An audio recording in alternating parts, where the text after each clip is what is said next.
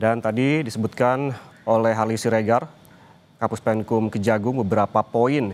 Dan untuk membahas hal ini telah bergabung bersama kami melalui saluran Zoom ada Abdul Fikar Hajar, pakar hukum pidana Universitas Trisakti. Selamat siang, Pak Abdul. Selamat siang, Mas. Oke.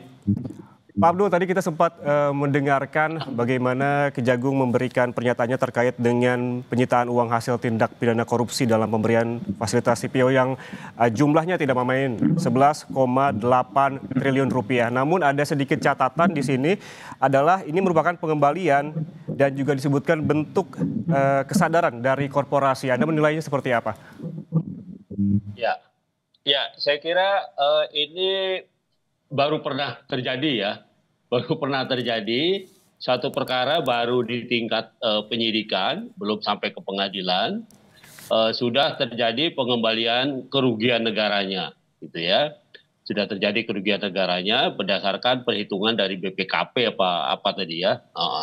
Dan ini baru pernah terjadi, dan ini menurut saya negara diuntungkan, ya. Nah, maksud saya jaksa tidak perlu lagi sulit-sulit nanti membuktikan bahwa tindak pidana korupsi atau tipikornya itu ada atau tidak gitu ya, karena dengan mengembalikan ini adalah sebuah pengakuan yang tegas gitu bahwa mereka mengaku memang bersalah melakukan korupsi yang merugikan negara 11, berapa tadi 880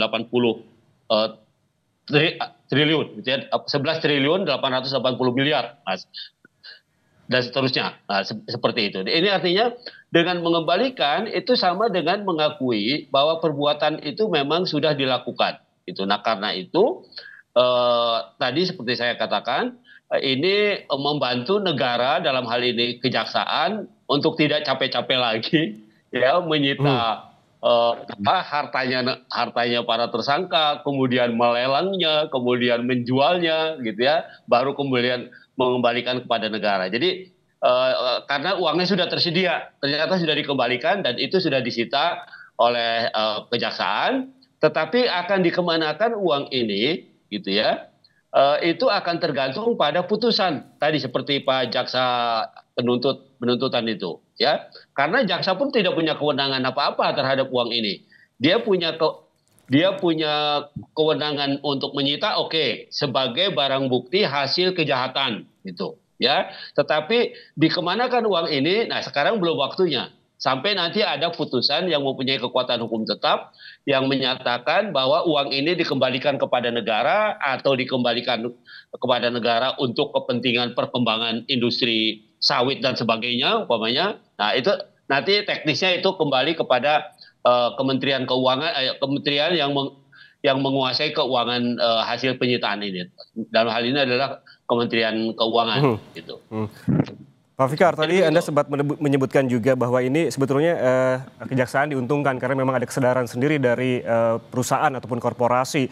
Tadi juga disebutkan oleh Direktur Penuntutan Jampitsus terkait memang ini kemana dananya yang telah disita ini yang 11,8 triliun ini. Tadi disebutkan bahwa ada tambahan memori kasasi, ini dapat dibayarkan untuk membayar kerugian negara. Tapi apakah ini juga sebetulnya otomatis harus menunggu ingkrah dulu atau seperti apa? Iya. Jadi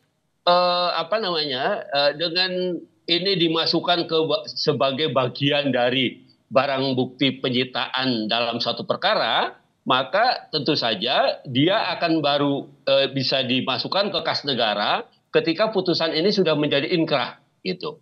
Ya, ketika putusan ini sudah mempunyai kekuatan hukum tetap. Nah, kekuatan hukum tetap itu bisa terjadi karena umpamanya para terdakwanya menerima putusan pengadilan negeri atau setelah mereka melakukan upaya hukum banding, kasasi atau PK, baru kemudian ada putusan yang mempunyai kekuatan hukum tetap dan baru kemudian bisa dieksekusi, uang itu dikembalikan kepada negara. Nah, itu mekanismenya seperti itu. Jadi intinya adalah memang betul harus ada putusan pengadilan tipikor atau pengadilan korupsi ini yang mempunyai kekuatan hukum tetap atau inkrah gitu. Tapi intinya seperti itu.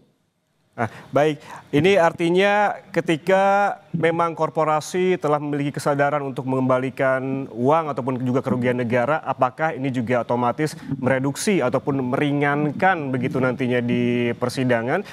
Seperti apa begitu nantinya, Pak? Tapi jangan dijawab dulu, sesaat lagi kami akan kembali. Tetaplah bersama kami di Breaking News Kompas TV.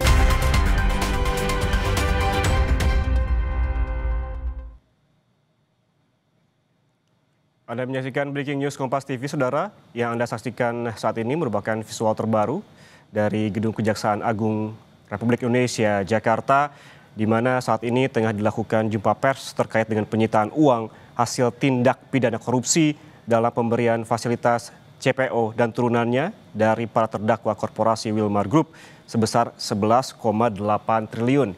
Digaris bawahi lagi, Saudara, bahwa kerugian keuangan negara total ini 11,8 triliun rupiah disita dari 5 terdakwa korporasi, diantaranya Nabati Industri sebesar 7 triliun, ada Wilmar 57 miliar, dan Sinar Alam Permai 483 miliar rupiah.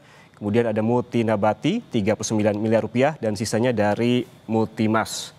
Dan seperti yang disebutkan oleh Kapus Penkum Kejaksaan Agung tadi, Hardy Siregar menegaskan bahwa barang bukti ataupun uang yang telah disita dan saat ini telah ditampilkan di Gedung Kejaksaan Agung ini merupakan dalam sejarahnya merupakan penyitaan terbesar yang dilakukan oleh Kejaksaan Agung, di mana ini merupakan pengembalian dan bentuk kesadaran dari korporasi.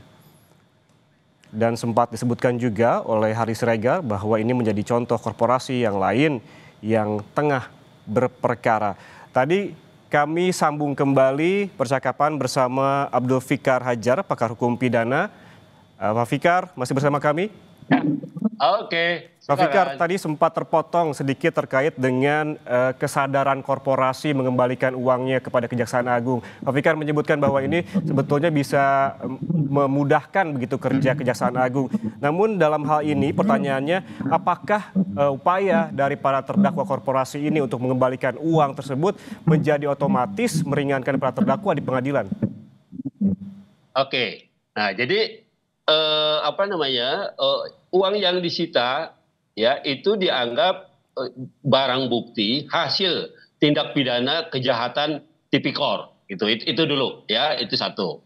Nah, kemudian bahwa yang menjadi korban kalau dalam perkara pidana biasa yang korbannya orang per orang gitu ya, penyelesaiannya dengan orang. Tapi yang ini yang menjadi korban kan negara. Ya, yang menjadi korban negara, kemudian negara sudah dipulihkan kerugiannya gitu ya, maka kemudian ini bisa menjadi faktor yang meringankan. Sudah ada di situ nama saya ya. Ya, jadi menjadi faktor yang meringankan. Ini saya baru masuk ada Abdul Fikar Hajar ya.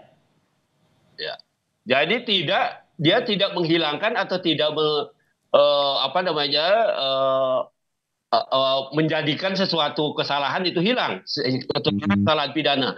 Karena ini perkara perdata. Kalau perkaranya perkara perdata, hutang piutang atau pinjam meminjam, maka itu akan bisa melunasi pinjam meminjamnya atau hutang piutangnya. Tetapi ini yang diadili adalah perilaku orang yang merugikan keuangan negara. Nah, kan sekarang kok keuangan negaranya sudah dikembalikan, maka ini akan jadi faktor yang meringankan, tapi bukan faktor yang membebaskan. Oke, Pak Fikar. Baik, ini penjelasannya cukup mudah dipahami begitu kepada masyarakat terkait dengan kasus penyitaan uang hasil tindak pidana korupsi dalam pemberian fasilitas CPO ini, karena memang kerugian negara cukup besar dan disebutkan tadi bahwa ini dalam sejarah merupakan penyitaan terbesar dari Kejaksaan Agung. Terima kasih atas insight-nya bersama kami di Breaking News Kompas TV, Abdul Fikar Hajar, pakar hukum pidana.